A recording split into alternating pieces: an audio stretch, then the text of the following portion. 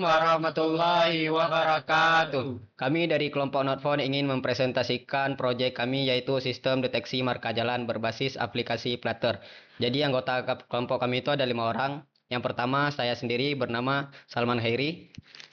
Nama saya Adrio Farevi. Nama saya Ardiansyah. Nama saya Fatimah Zuhra. Nama saya Kaisa Najwa.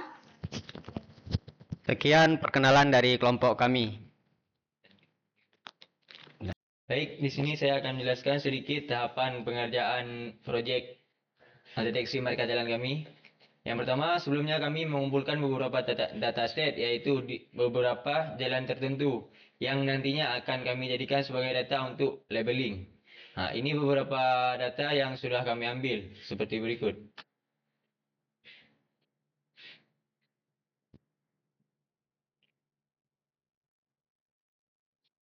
Baik, mungkin ini beberapa dataset yang sudah kami ambil yang bisa kami tampilkan. Selanjutnya. Baik, untuk tahap selanjutnya di sini kita akan mengambil dataset tadi untuk membuat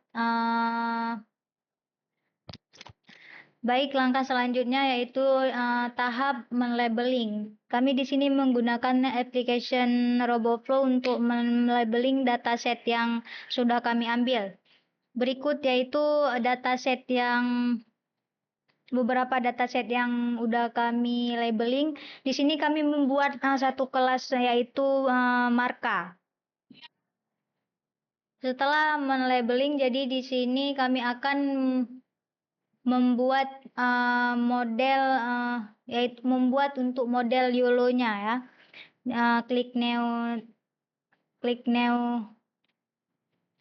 Klik dataset version, kemudian continue.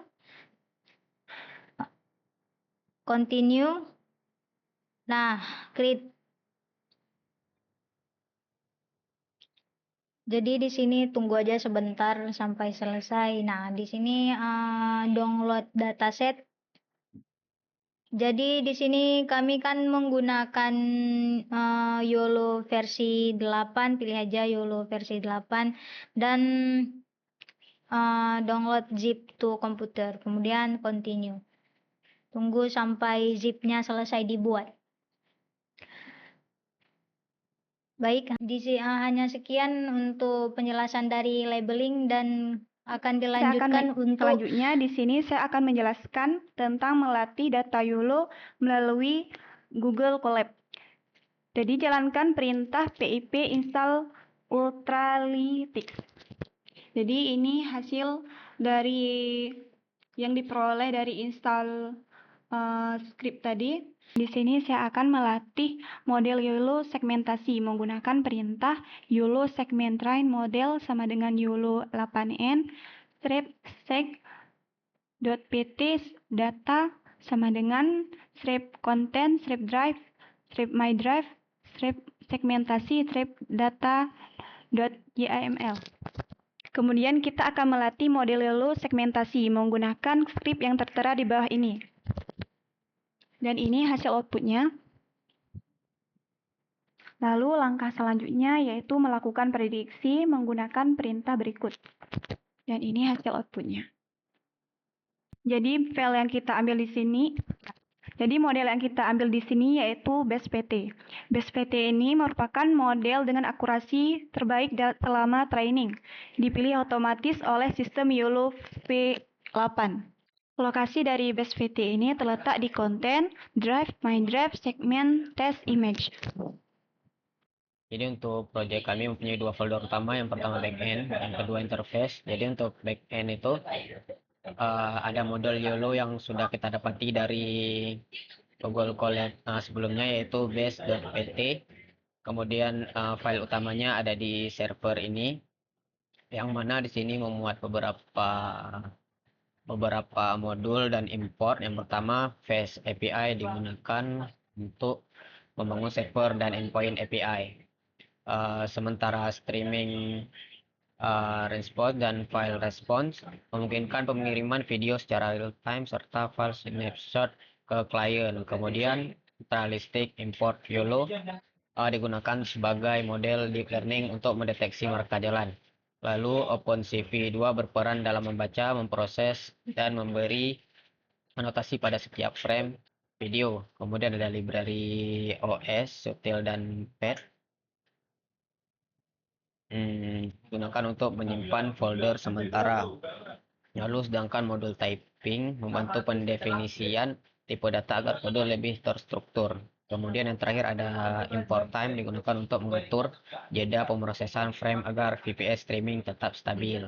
Lalu pada bagian ini dibuat objek fast API.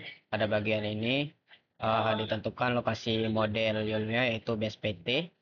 Kemudian tempat folder sementara video, folder snapshot pelanggaran, lalu dictionary global untuk menyimpan video yang sedang diproses.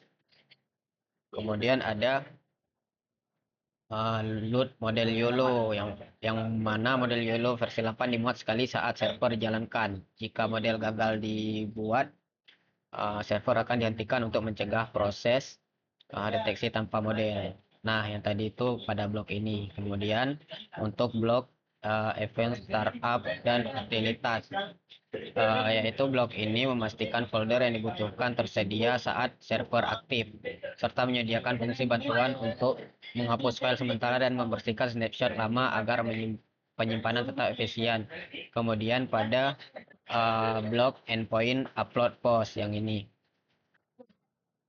Endpoint menerima video dari klien dan menyimpannya sementara dengan ID unik, kemudian mencatatnya ke sistem dan mengembalikan ID tersebut agar klien dapat memulai proses streaming dan deteksi.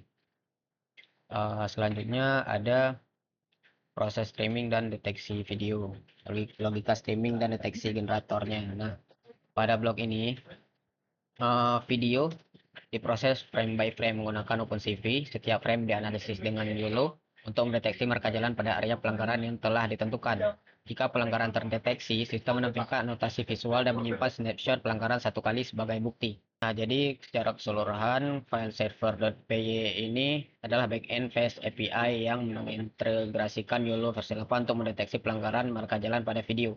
Video diproses secara real time per frame. Hasilnya ditampilkan dan dikirim ke klien melalui MJPEG streaming, serta disimpan snapshot pelanggaran sebagai bukti sebelum file sementara dihapus otomatis. Baik, di sini saya akan menjelaskan mengenai interface pada implementasi YOLO. Jadi, pada kesempatan ini saya akan menjelaskan bagaimana interface-nya dari proyek deteksi marka jalan yang kami buat. Jadi, interface ini dibuat menggunakan Flutter, sehingga aplikasi dapat berjalan secara responsif dan mudah digunakan oleh pengguna. Interface pada aplikasi ini berfungsi sebagai penghubung antara pengguna dan sistem deteksi marka jalan. Seperti mengunggah video, melihat hasil deteksi marka jalan, dan menerima tampilan visual pelanggaran secara real time. Nah, di sini kita terlihat ada struktur folder dari interface, yaitu bagian interface berada pada folder lib.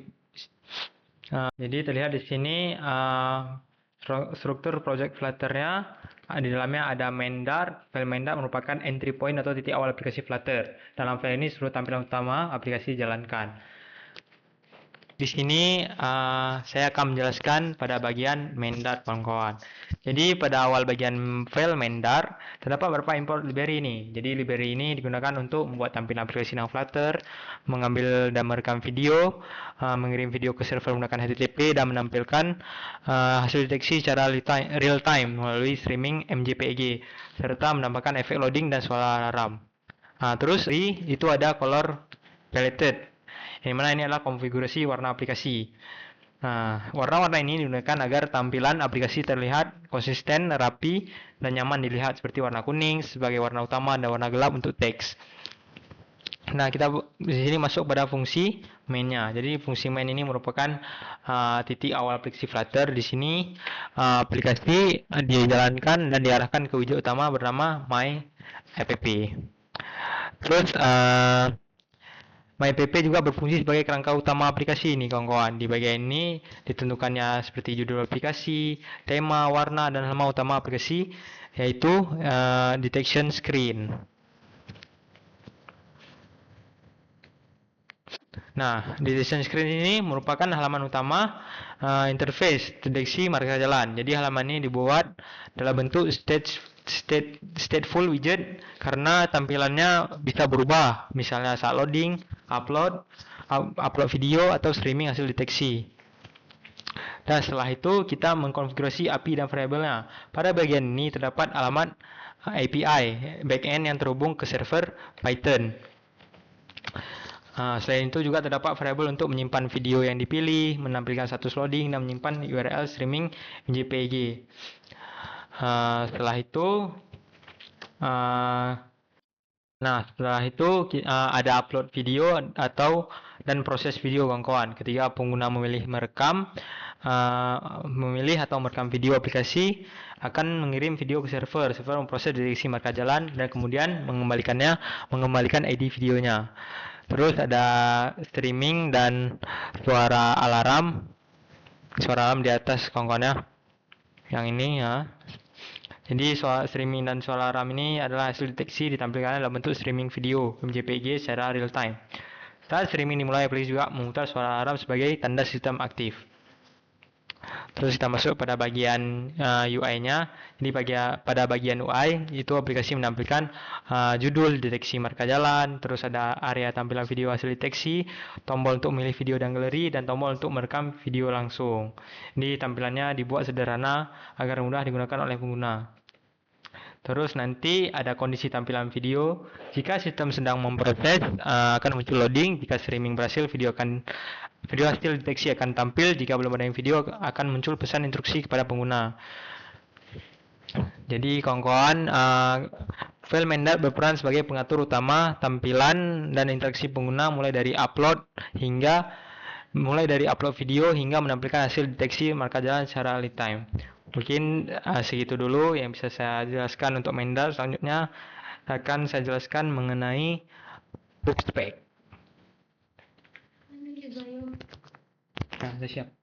Baik, selanjutnya saya akan menjelaskan pada bagian bookspec.yml. Jadi file bookspec.yml ini berfungsi sebagai pusat konfigurasi aplikasi Flutter. Di bagian awal terdapat nama project, deskripsi, dan versi aplikasi. Ini versinya itu 1.0.0+1, menunjukkan versi aplikasi dan build number. Pada bagian environment itu menentukan versi dan SDK yang digunakan, yaitu versi 3.8.1 agar aplikasi berjalan stabil. Terus pada bagian dependencies terdapat library yang mendukung interface aplikasi, seperti library HTTP yang digunakan untuk komunikasi dengan backend Python. Terus ada library image picker digunakan untuk memilih video dari galeri atau merekam langsung. Terus ada loading indicator menampilkan animasi loading saat video diproses. Terus ada audio players yang digunakan untuk memutar suara alarm sebagai notifikasi. Terus ada Flutter MJPEG yang digunakan untuk menampilkan hasil deteksi video secara real time. Bagian dev dependencies digunakan untuk pengujian dan menjaga kualitas kode selama pengembangan. Pada bagian Flutter diaktifkan material desain dan didaftarkan aset suara alarm. File suara ini digunakan saat streaming hasil deteksi berjalan. Jadi kesimpulannya, bookspec.yml ini memastikan semua library dan aset yang dibutuhkan oleh interface aplikasi deteksi marka jalan dapat berjalan dengan baik. Mungkin dari saya itu saja yang bisa saya sampaikan. Langkah selanjutnya di sini saya akan menjalankan server backend menggunakan perintah uvicore server app min-host 10.97.21.32 min port 801. Nah, perintah ini digunakan untuk mengaktifkan aplikasi Flash IP agar dapat diakses melalui alamat IP dari 10.97.21.32 pada port 801, sehingga aplikasi Flutter dapat terhubung dengan dan menerima hasil deteksi marka jalan. Kemudian pada bagian interface, di sini saya akan menampilkan aplikasi Flutter menggunakan perintah Flutter Run. Perintah ini digunakan untuk menjalankan aplikasi pada perangkat atau emulator, sehingga ditampilkan antarmuka sistem deteksi marka jalan, dan ditampilkan. Kemudian pada bagian interface, di sini saya akan menampilkan aplikasi Flutter menggunakan perintah Flutter Run. Perintah ini digunakan untuk menjalankan aplikasi pada perangkat atau emulator, sehingga tampilan antarmuka sistem deteksi marka jalan dapat ditampilkan dan dihubungkan langsung dengan back-end yang telah dijalankan sebelumnya. Baik, ini adalah hasil dari tampilan aplikasi marka jalan yang telah kami buat.